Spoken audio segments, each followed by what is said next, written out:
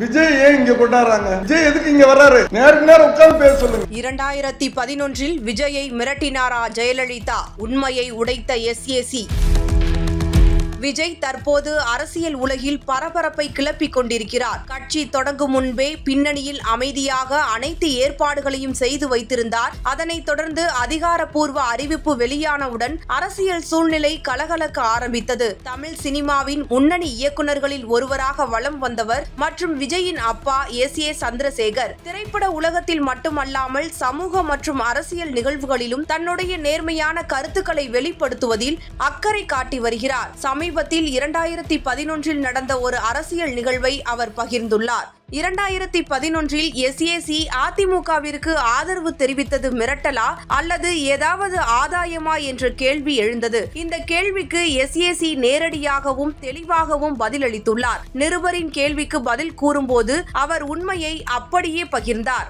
அதிமுக முன்னாள் அமைச்சர் செங்கோட்டையன், OPS மற்றும் DGP ராஜேந்திரன் வந்து அழைத்த பிறகுதான் ஜெயலலிதா அவர்களை சந்திக்க சென்றதாக தெரிவித்தார். அவர்களது அழைப்பின் அடிப்படையில் தான் இந்த சந்திப்பு நடைபெற்றது என கூறினார்.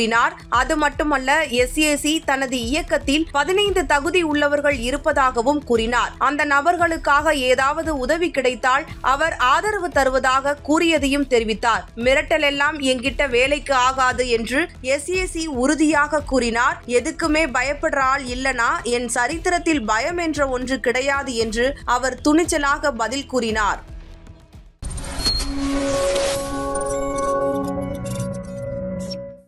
சிஎம் ஆவாரில் விஜய் 2026 தேர்தலில் அவர் கண்டிப்பாக சிஎம் ஆவார் தான் நினைக்கிறேன். இளைஞர்கள் எல்லாரும் அவரை பற்றி தான் பேசிகிட்டு இருக்காங்க.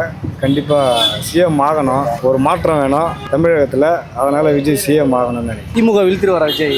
அது பொறுத்து தான் பார்க்கணும். திமுக இல்லை, வாய்ப்பு இருக்கோ இல்லையோ யார் வேணா சொல்லிட்டோம், பிரச்சனை இல்லை. எல்லாமே நம்ம பார்த்துட்டு வந்துடுவோம். ஒரு 4 அரசியல் வந்து பார்த்துட்டு வந்துடுவோம். 4 தலைமுறையும் பார்த்துட்டு வந்துட்டோம். புதுசாக என்ன பார்ப்போமே, மாணவர் யாருன்னா வரணும்னு எதிர்பார்க்குறீங்களா? 40 வயசு வயசு தான், ஆனால் இருந்தாலும் புது அனுபவம்னு வருது இல்லை. நமக்கு தெரியுது, இது வரைக்கும் இத்தனை வருஷம் போட்டு வந்திருக்கோம். ஆனால் இது வரைக்கும் பண்ணாதவங்க புதுசாக ஒன்று பண்ணணும்னு நினைக்கிறேன்ல, வந்தால் நல்லது தானே. பாஜகவோட சேர்ந்துருவாருன்ற மாதிரிலாம் சொல்கிறேன். வாய்ப்பே இல்லை, கூட்டணி கிடையாது. இல்லை, பாஜகவை ரொம்ப சாஃப்டாக விமர்சனம் பண்ணுறாங்க. இளைஞர்கள் எவ்வளோ பேர் கண்ணு முடிச்சு எவ்வளோ வேலை செய்கிறாங்க, எவ்வளோ இது பண்ணியிருக்காங்க தெரியுமா? ஒரு மாநாடுக்கு அவ்வளோ பண்ணோம். ஆனால் அவர் அரசியல் வரக்கும்போது நாங்கள் பண்ணுன்றதுக்கு நிறைய செய்வோம். கண்டிப்பாக தருவா.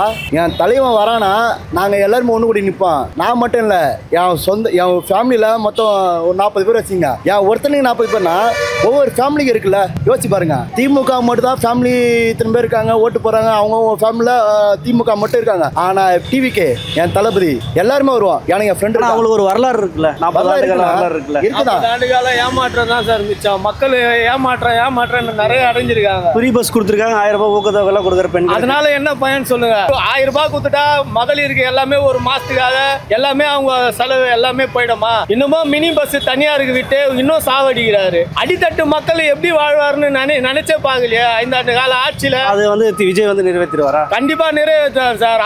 அவர் வந்து அடித்தது எங்க கோரிக்கை இல்லை, ஆனா நிறைவேற்ற ஒரு நம்பிக்கை.